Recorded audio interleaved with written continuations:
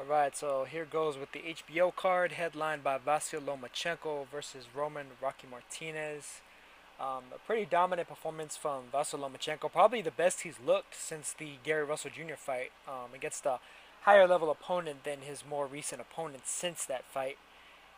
Moving up in weight, fighting a guy who's been a couple of time champion, and he went in there and controlled the fight for the most part, all the way up until the fifth round TKO.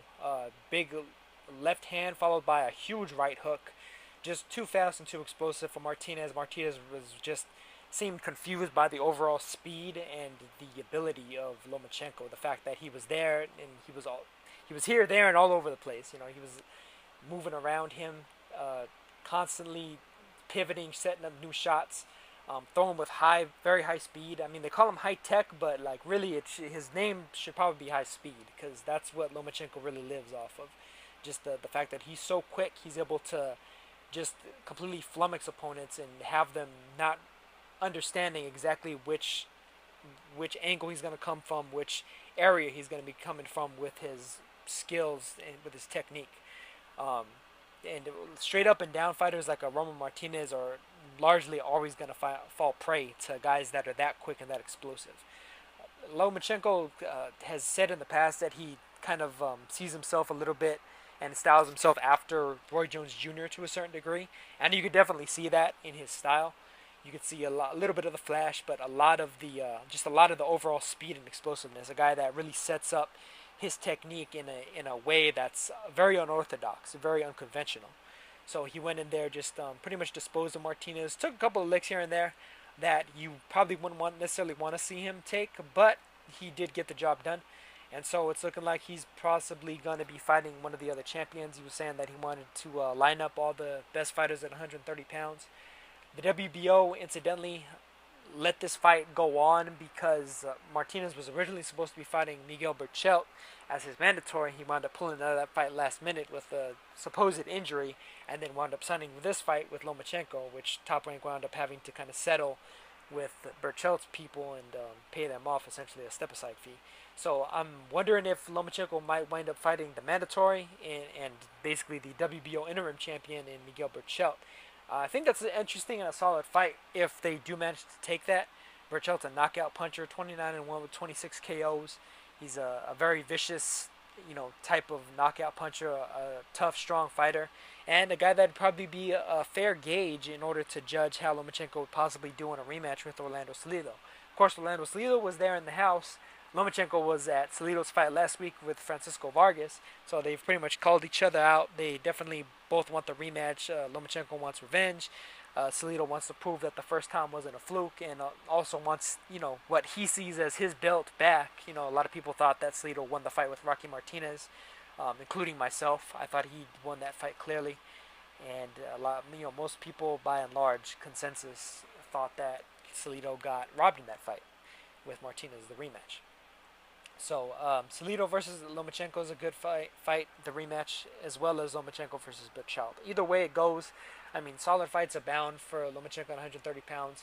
The Nicholas Walters White fight is possibly still there in the future, should Walters manage to gain some level of success at 130 pounds. I know he's potentially getting in line to possibly fight either Javier Fortuna, should he happen to defeat Jason Sosa coming up here in about a week, or Jezreel Corrales, the new phenom out of Panama who just upset Takashi Uchiyama.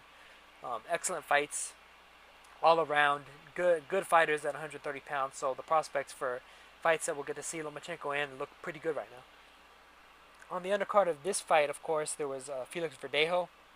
And Felix Verdejo finally managed to show a little bit of that flash and flare that we had been expecting of him since his initial HBO debut. He pretty much cleanly defeated his opponent, eventually stopped him in the fifth round, albeit I thought it was a little bit of an early stoppage. I didn't think that the guy was completely out of the fight, that being Juan Jose Martinez. And I mean, but even still, Verdejo did a pretty good job of both outboxing Juan Jose Martinez as well as eventually stopping him. He pretty much just pot shotted him. First few rounds, it took him a couple rounds to get his rhythm together completely and totally. But once he got it together and he started putting his punches together and putting leather to Martinez's face and body, It was kind of only a matter of time before Martinez was going to get stopped. I did think that it was a bit premature, though. I think the ref got a little bit too caught up in all the hype around Verdejo and the crowd and everybody getting excited, and then Martinez was up against the ropes, not necessarily throwing back, but I didn't think he was that hurt at the time of the stoppage. Um, but still, good win for Verdejo. I'm hoping they step him up a little bit further, but it's anyone's guess if they will. Verdejo is a bit of a moneymaker already, in spite of the fact that he hasn't necessarily fought top-notch elite competition, hasn't really fought for a world title yet, hasn't really proven a whole hell of a lot yet, in spite of the fact that he's a very, very popular fighter already. So it'll be interesting to see how exactly it goes down with regards to them. Um, and then finally, it wasn't on HBO, but it was on Top Rank TV, and I'd probably be remiss if I didn't mention it because a lot of people expect me to talk about the flyweights especially. But Zou pulled off a unanimous decision, easy unanimous decision over Joseph Ajtai. Looked like he probably could have stopped him if he really put his foot on the gas. Just cleanly outboxed him, pot shotted him as he pleased.